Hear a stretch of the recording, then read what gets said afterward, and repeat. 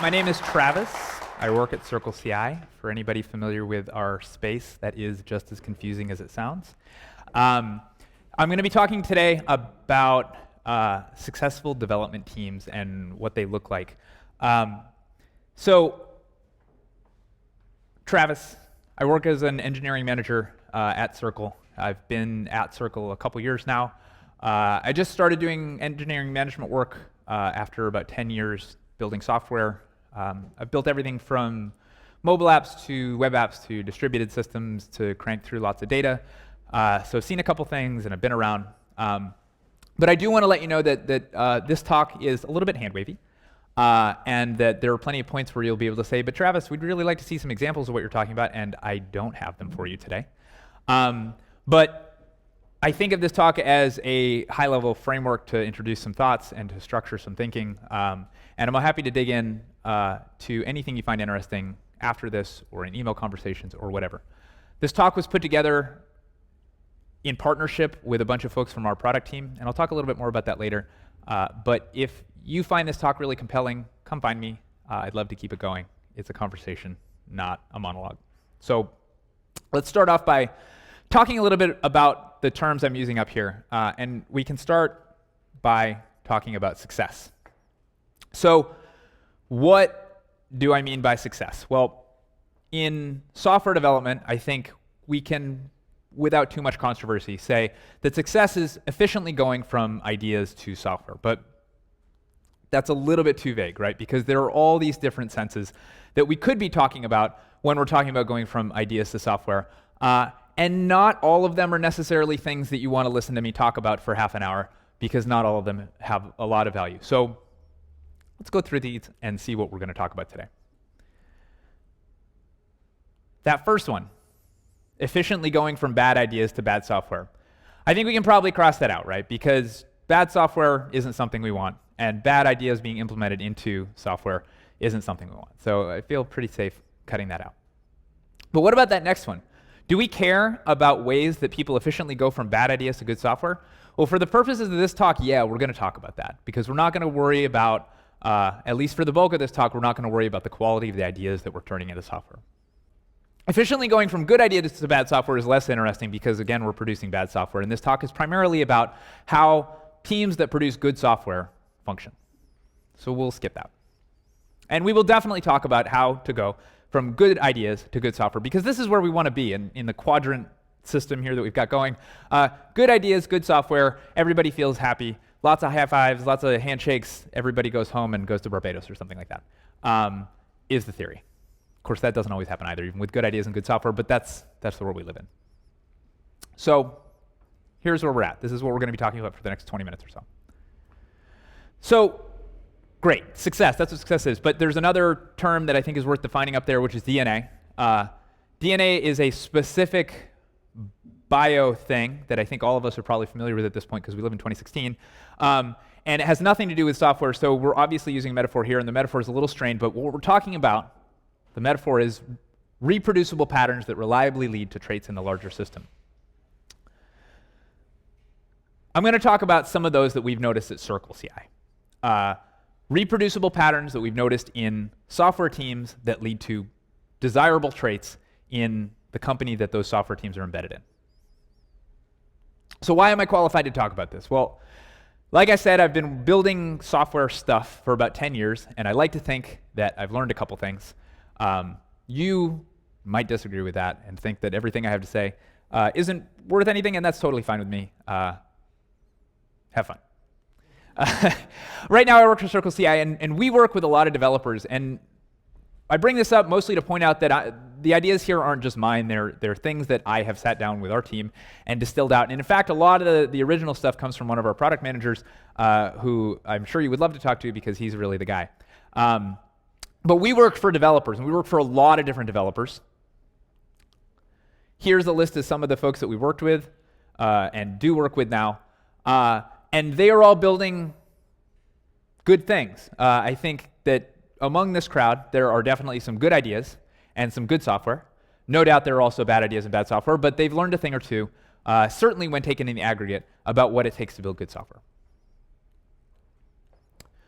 I worked with our team who worked with those developers, and I, in some cases, worked with those developers individually to distill some hot takes for you today.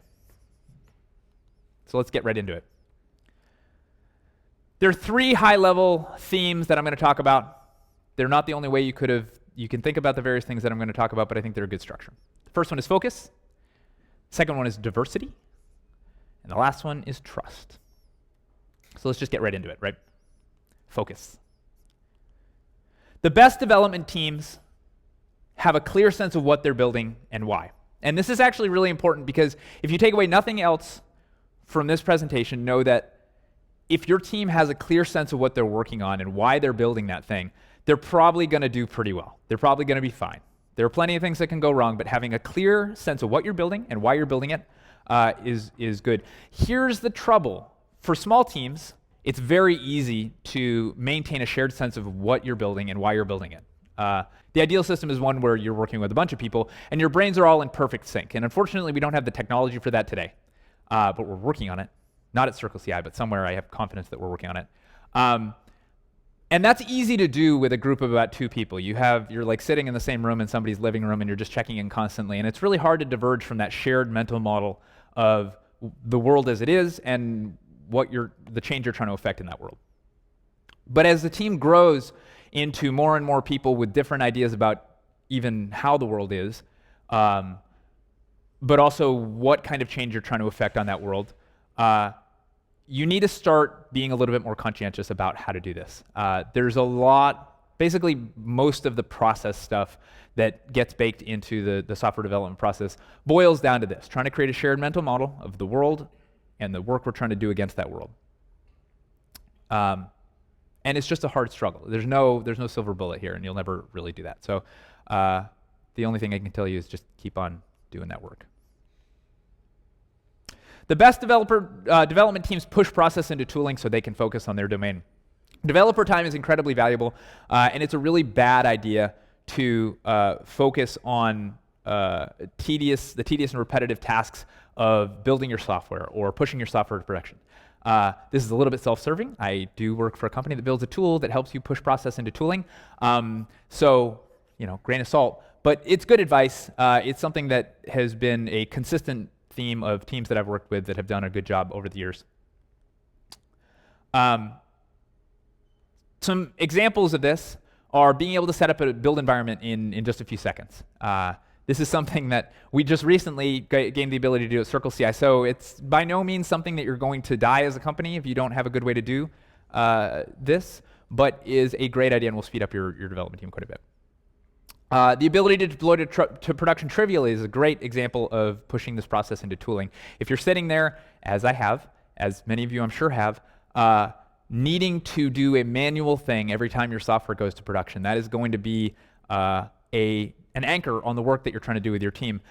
Even if it's really easy, even if it's just a push button, the fact that the team has to get in touch with you or someone who knows how to do that thing just to push your production, just to push your code in front of your users is going to slow you down because your team goes to Burning Man or gets hit by buses or goes to Antarctica or something like that, or just has a normal weekend where people aren't really checking their email, but things happen that require work. And so this kind of thing is really important. And those are all great examples that are actually applicable to a wider space than just that production push process. And so that's something to think about. Obviously, it's better, like I said, to be able to push to production automatically. So cool. Beware of this, though. Building tooling is great. Everybody loves building tools. But this is real, and this happens all the time.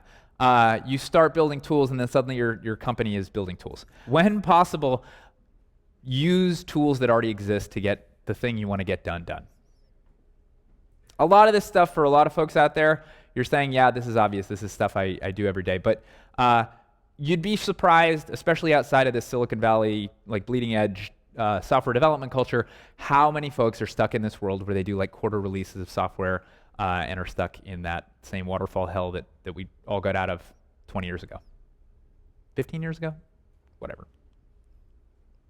Cool. So the best development teams use management as a shield from distraction. This is a really fun thing to talk about right now because I think we're in a better place than we were 10 years ago.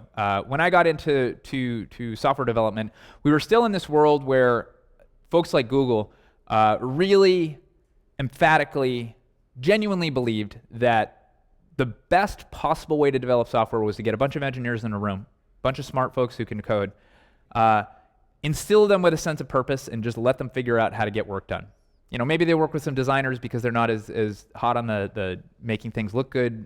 But certainly like product managers, management don't make a lot of sense in this world because we trust our developers to get the right thing done. And that's it's a great impulse. It's trusting your developers to do things.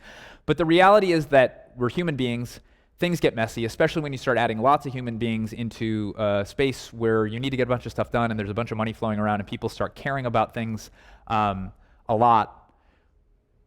There is a deep need for somebody to be empowered to go in and create a space where people can focus.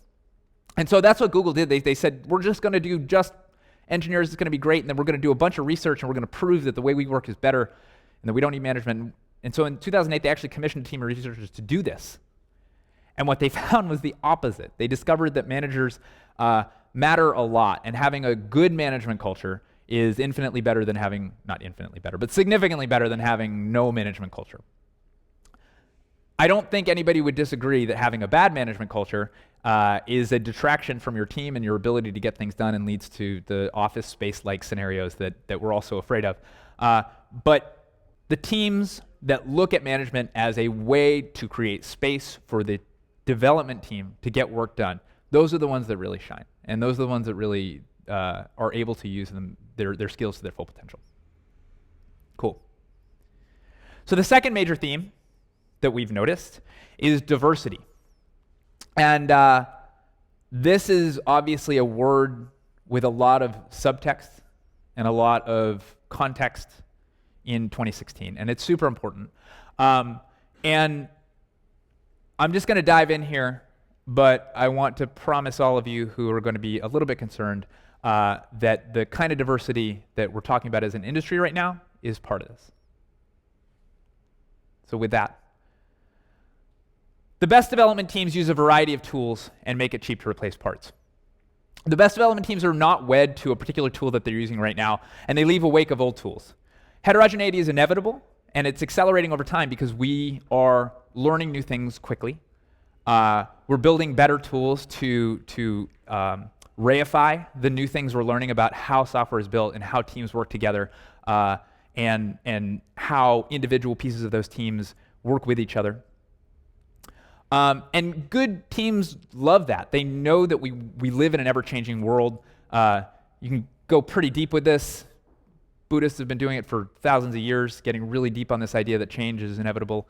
But there's some real wisdom there, and I've found that the teams who do the best embrace that change, and they want to make change work for them. So they create systems where it is easy to swap in tools and replace parts that aren't working or serving us anymore. The best development teams have a variety of skills. They specialize as they grow, and that's okay. Full stack developers don't scale. And I say that as somebody who's always considered myself a full stack developer. I've worked on every level of the stack that most folks use at some point in my career, and I'm happy about that. I'm glad it puts me into a position that I like working in for small teams that require a lot of different hat wearing.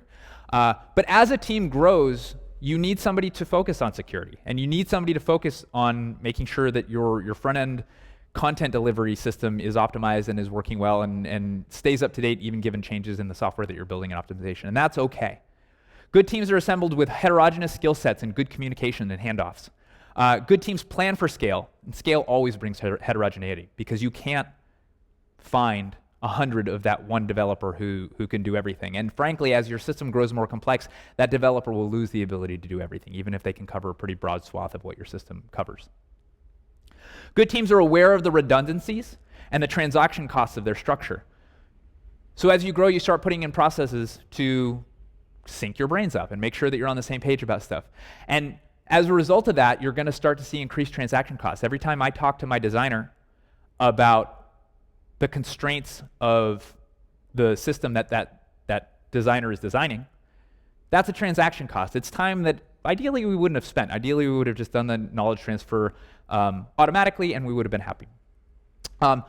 There's no way to get rid of those transaction costs, and there's no way to get rid of redundancies in your communication structure and in your team, but you can acknowledge them and think about them and talk about them explicitly, and that's all I'm saying here. In 2016, the best development teams use services to scale specifically because they enable diversity of tooling. So you have a number of different databases backing your system. You have a number of different frameworks powering the various services that you're using. There's a lot of talk about monoliths versus microservices versus whatever these days, and I think one of the big problems with a lot of monolithic systems, and not all monolithic systems, I think folks like Google are a good counterexample to this, where they have heterogeneity within a monolith, so it's an admittedly complicated space to talk about. But when people talk about splitting up the monolith, what they're really talking about is taking a system that uses the same set of tools to do everything for your company and breaking it up into a system that is able to use tools that suit the job for the jobs that you need to do. Okay. I think that's all I got to say about that one.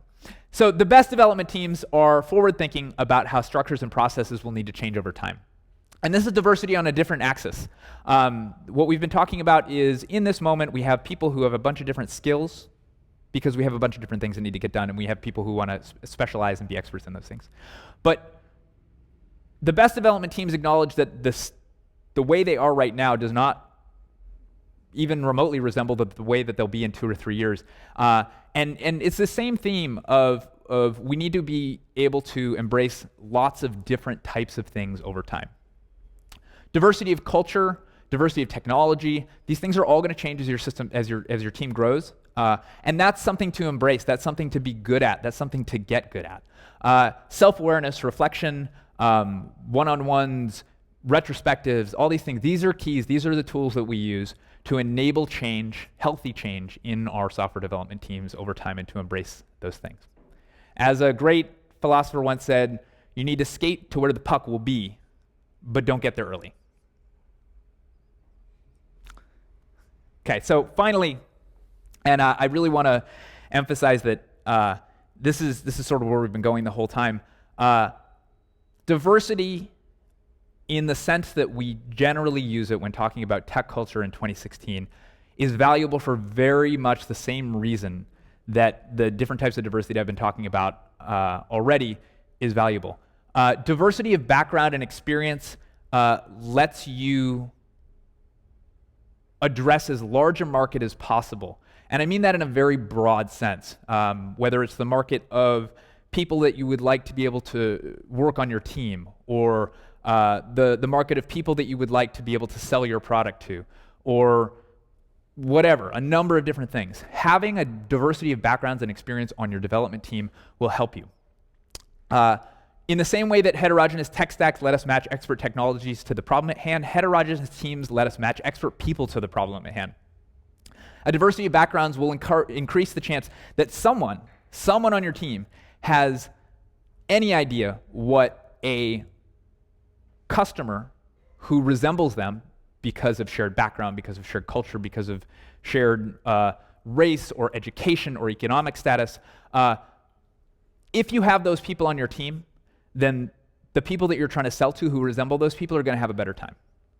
And this is something we've seen all over the place. At Twitter, they recognized this when people started getting harassed on their platform and nobody at Twitter understood or had experienced that or anything like that. And then they started hiring people from places similar to the places, and I mean places in a much broader sense than literally physical location, but the backgrounds that the people on their platform who had been reporting harassment and problems came from. They started hiring people who could identify with the people who were having a bad time on their platform. And all of a sudden things changed because they had somebody inside the organization who said, hey, this is real, this needs to change, and we're going to fail as a company if we don't do this. And that's a good thing. If I could sum it up in one metaphor, it's that diversity of experience and background reduces your company and your team's blind spots. And that's a good thing. It's fine to have blind spots as a company. It's fine to have blind spots as a team. But if you don't know where your blind spots are, then you don't even know where to check before changing lanes, right? You don't even know how to avoid getting sideswiped by that Mack truck. And that's not something that any of us really want. Cool. So the last big theme, the last high-level theme that we've noticed that tends to work well for the teams that we work with is trust. The best development teams ship ideas quickly and they trust themselves to iterate on them. I've worked at various times with different companies over the years who were very comfortable shipping software, but they needed to get it to a place that they felt comfortable with. And there are a lot of different, I mean, everybody does this, right? Nobody's out there just shipping software willy-nilly and just throwing things in front of users. But you make a couple mistakes. And what you do is you react by adding more process around making sure you don't push bad ideas to users, making sure you don't push bad software. And eventually it's possible as an organization to develop this super unhealthy paranoia about pushing bugs where you have extensive processes in place. And all those processes really end up doing is ensuring that before you ship bad code to software, you've played with it a lot. And that's not really desirable. Sure, those processes probably lead to a lower percentage of bugs, but they're not going to eliminate all bugs. And in a lot of cases, I think there are a lot of things that go into this, but they end up shipping worse bugs and they end up shipping less valuable software because they don't trust themselves to fix problems that come up as they come up. Working for a continuous delivery service, you would absolutely be right to think that I have a vested interest in promoting this idea, but it really is the case. I've seen it time and time again that once you start shipping code all the time, constantly, automatically, and trusting yourself to fix things as they come up, fix broken code as it comes up, and optimizing your process for throughput rather than output, your team will do much better. It'll be a more fun place to work. You'll find that the quality of software you're shipping on average is higher, and just generally there's a lot less anger and sadness around shipping software, which I think is probably all of our goals. Cool. The best development teams let developers optimize build resources and worry later about what it costs. This is something we've seen with a lot of our customers where the folks that do it really well don't worry about the fact that their developers are able to increase the number of containers that we give them to ship software on CircleCI. And it comes down to this quote from a blog post by one of our solutions engineers, Kevin Bell. He put together a whole bunch of math. I'm not going to go through the math. I barely understood the math. Kevin, I'm sure, would be happy to talk to you about it at some point if you see him. I don't think he's here tonight, but that's okay. But the high level thing is that letting builds queue for more than a minute is like valuing your developer's time at less than $1 per hour. This is true about our platform, but it's true in a broader sense too. There's a lot of misguided focus in our industry on conserving resources. And I mean, being thrifty is a good thing. We're all working for companies with a limited amount of cash, and we want to make sure that that cash is being used effectively. But if you're not comparing the things you're spending money on that make your developers more efficient to how much your developers cost, which is a lot, and for all the developers in the room, isn't that awesome? And for all the management in the room, yeah, it's how it is because we are in a world where we have a lot more software development than we have software developers. So given that world, your developer's time is probably a lot more valuable than the various tools that you spend them on. So as long as you really are convinced that your tools are saving your developers money, then there's really no reason not to trust your developers to use those tools and to spend as much as they need to make themselves more effective. So, cool. The best development teams use mentorship and ownership to build trust. Bottom-up, peer-based accountability rituals and processes are better than top-down accountability. It's the difference between somebody who you work with closely, somebody on your team, somebody who's a developer just like you, saying, hey, it seems like you haven't been doing your job lately, which feels terrible because it's somebody who knows what your job is for sure and is aware of what you're doing and has a relationship with you, in fact, and may depend on you for certain parts of their job. If they're telling you, hey, you're not doing a good job, or you are preventing me from doing a good job, that lands pretty hard. Whereas if your boss says, or your boss's boss, or whatever, hey, I think you're not doing a good job, you're going to say, well, maybe you just don't see what I'm doing. Maybe you're busy with your own job because you're not paying attention and you're not working at the same level that I am, and you're not a peer, so how do you even know what I'm supposed to be doing, and et cetera. So ownership and mentorship are a lot easier to do at that level. Mentorship builds relationships and builds that constructive lateral accountability that I'm talking about.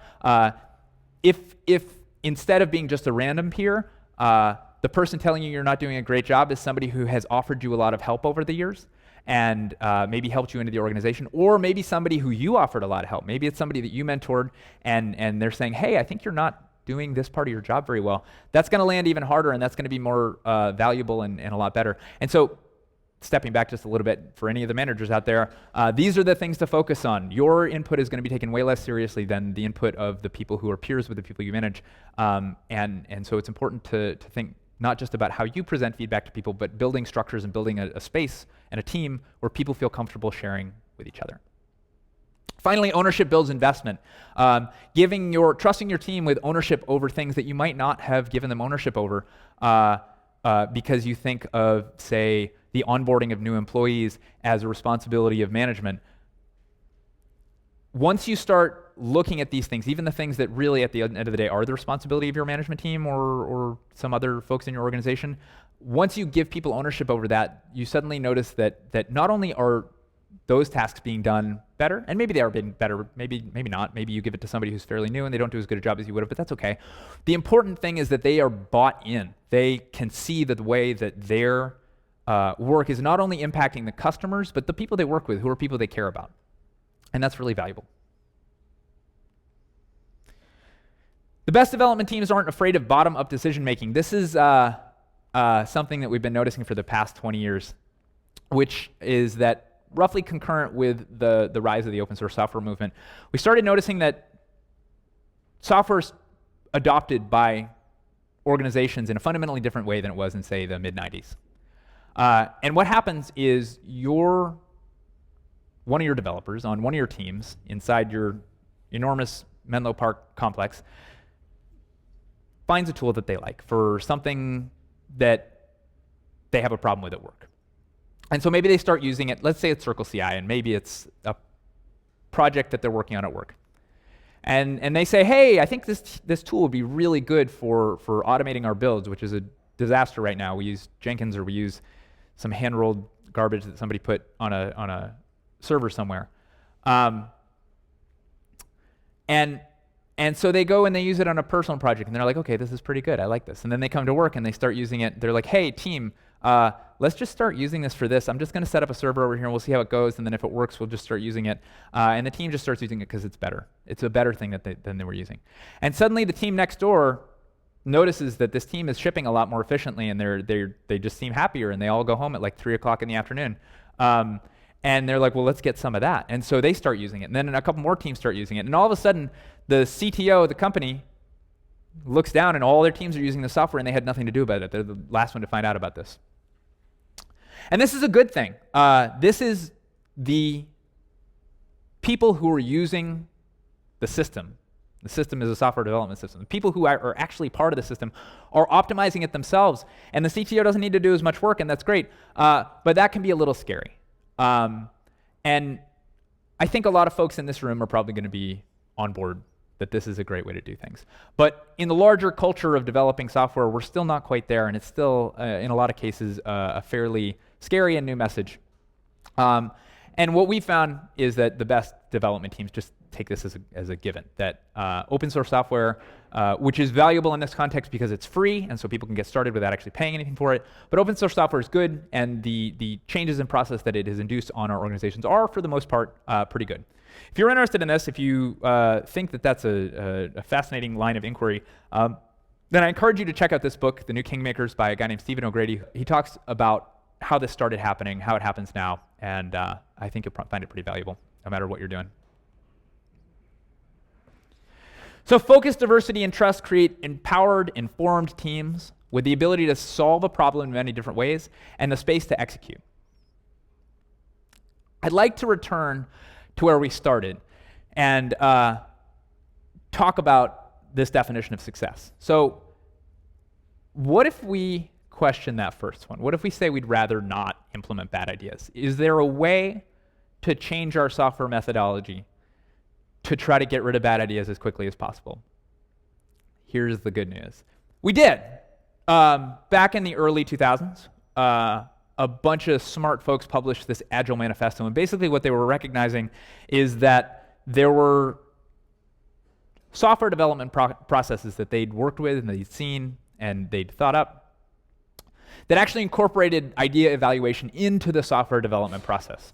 Continuous delivery, A/B testing, and feature flagging are things that have come out of this idea, this mindset. Some of them are things that people were using but not naming. Some of them are things that we've invented over the past 20 years to match this fast-moving world of Agile software development. And Agile has come to be corrupted and used in lots of different contexts, but the core ideas behind Agile are that not only can you develop software, but part of your process can be reevaluating whether that software is good and whether that software represents a good idea. And when I say good, I don't mean morally good, I just mean a thing that we should keep working on for one reason or another.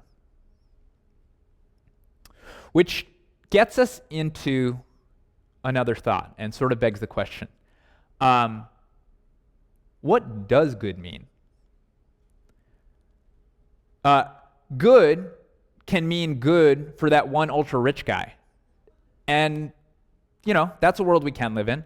And if we all choose to live in a world where we're implementing the things that are best for the most privileged in our society, then that's a thing we can do. But personally, and I don't necessarily speak for my employer here, but I think I do, what I'd rather be working on are worthy ideas. Ideas that actually do some social good for the world. Ideas that go after a definition of good that is widely agreed upon by the majority of humanity. We're never going to get everybody to agree on what good is, but I think we can do a better job than just throwing our hands in the air and saying whatever. Software has an enormous amount of power in the modern world. And as a result, I think that as software developers, we have an obligation to work on problems that we believe make the world a better place. And the thing is that when a team believes that the thing that they're working on actually makes the world a better place, they do a better job because they come to work excited and they focus themselves on doing the best and most efficient work they can. And that passion is the fourth major theme that we've noticed. The best development teams are legitimately passionate about the work they do, and they constantly reassess whether their efforts are leading to worthy outcomes. Software ate the world. It's done. We're owned by software. Everything that we do is mediated in one way or another. Even going out into the middle of nowhere, right? We bring GPS and we bring our phones and we increase our safety and we increase our sense of safety with tools, with software. And we have an obligation as software developers who know that and are aware of that to make the world a better place. So one last pitch. I work for CircleCI. We're building tools to build better software. You might be saying, well, what worthy cause are you working on here, Travis? And what I'd like to say is that the tools we use define the things we create. If we're using tools that only allow us to create unworthy software, or that don't take that idea of worthiness into account, then we're not necessarily going to build worthy software. I don't know what it looks like to create software development tools that enable worthy software in the same way that Agile development helps us build good software or implement good ideas. But I do know that it's a thing that we can think about, and I do know that it's a conversation that we can have, and I do know that there's space at the company that I work at to think about that and have those conversations. Maybe not in the short term because we're a startup like everybody else and we're trying to make it. But I know that we have the space in the longer run to think about these things and make it a core part of our DNA because it already is. It's a core part of what we're doing and it's a core part of who we are. So if that's appealing to you, we are hiring. We're hiring a little bit less than we used to, so come talk to us fast. But we will be hiring in the future again, and we'd love to work with you. So my name is Travis. Travis is CircleCI. I'm on Twitter as Vachon. I'm on GitHub as Travis. And yes, I do get a lot of pings about people's software being broken, people who use our competitor. Just saying. And that's okay. So thank you so much for the space, and have a lovely night. And I'd love to talk about any of this, so come find me. Thanks.